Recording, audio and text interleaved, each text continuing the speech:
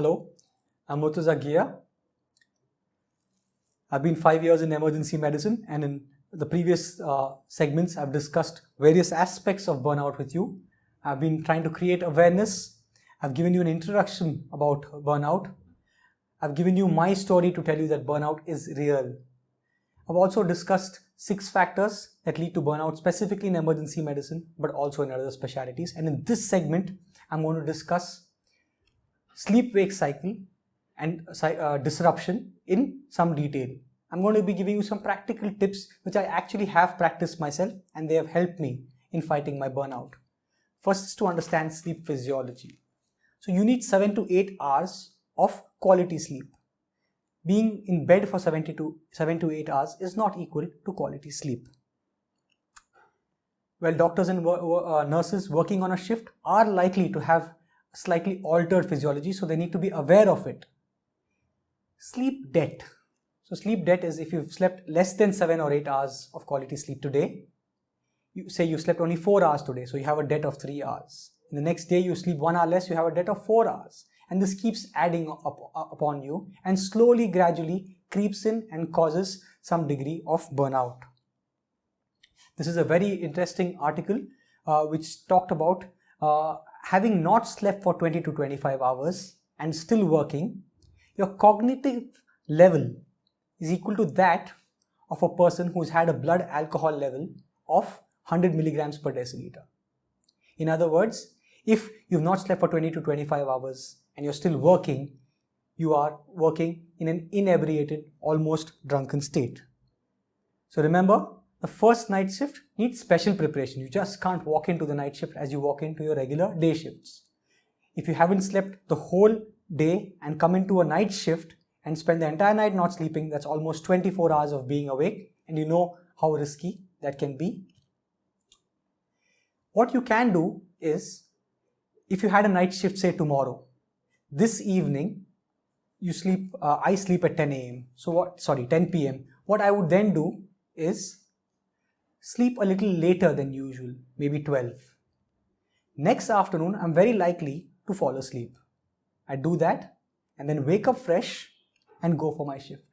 Avoid this nap just before evenings and your night shift. Night shift is a very, very stressful experience.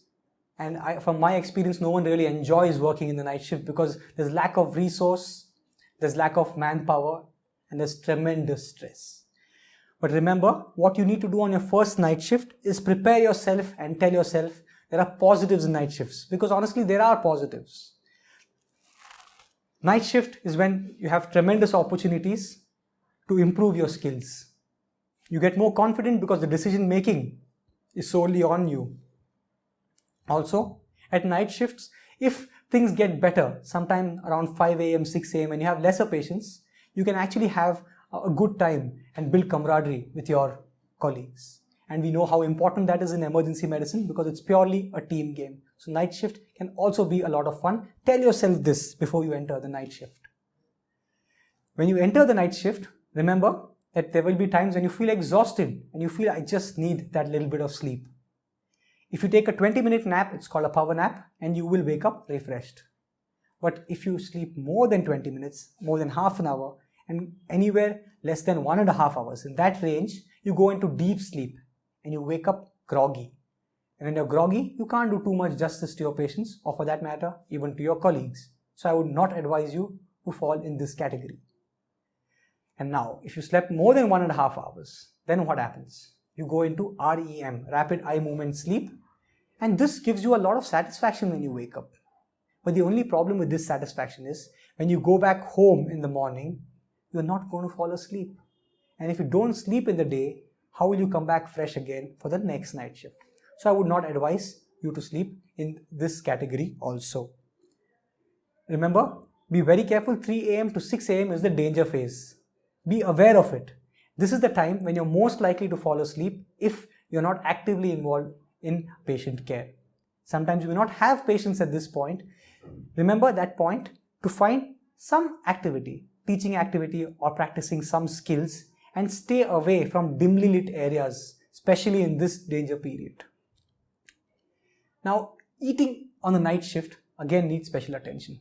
I know from personal experience and from my colleagues' experience that our eating pattern becomes extremely erratic. Some days we eat and come for the night shift, some days we don't eat, some days throughout the night shift we just don't eat anything and go back and eat too much or too little, whatever that is. But what is advised and what I've started practicing now is maintaining an eating pattern just like normal. Just like normal means just like how you would do on a day shift. Now before the night shift, I tell myself this is at 8 p.m. I tell myself this is 8 a.m. This is time for a heavy breakfast because that's what I would do on a normal day. Preferably a protein meal, yes, so that I avoid feeling drowsy on the shift.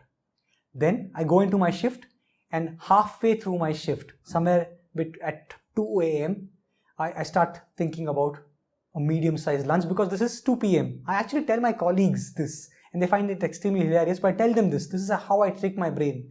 It's 2 p.m. I need to go for my lunch. Give me 5 minutes or 10 minutes, please. No matter how busy the department is, I make sure I take this break for myself. Unless there's a dying patient, I make sure I excuse myself and have that medium-sized lunch. Again, preferably proteinaceous. When I go back after the night shift, I have a light dinner because that is not 8 a.m. It's 8 p.m. for me. It's dinner time. So I have a light dinner. Now, what happens I've noticed from experiences is this is the biggest problem. We don't do this on shift because we're just too busy, just too involved with work. And the problem with this is when you go back home, one of two things happens. Either you're simply exhausted and you just fall asleep because you're too tired to eat, or you are ravenous because you haven't eaten anything, you overeat and you fall asleep immediately. We know both are not healthy. I've had problem with daytime sleeping because I don't think it's natural at all. And so when I go back home, I make sure I go into a dim lit room, keep the TV off, stay away from the computer and the mobile phone. I stop worrying about the shift as far as possible and focus on some pleasurable thoughts. I also sometimes use an app to help me meditate and calm myself. Further, if I've spent 30 minutes in bed and I've not been able to sleep, then there's no point further pushing yourself and worrying about it because when you worry more, you're not able to fall asleep. So you get up from bed and do some pleasurable activity, which could be soothing music, which could also mean reading a book that you're interested in. Yes, you can have a bath, a nice hot water bath, because that will cause some cutaneous vasodilation, which will then decrease the cerebral circulation and you're likely to fall asleep. Well, but do not do that for now. Do not have that hot water bath. Please wait for just one last segment of conclusion. Until then, thank you for your patient listening. I hope to see you again on the next segment. Thank you.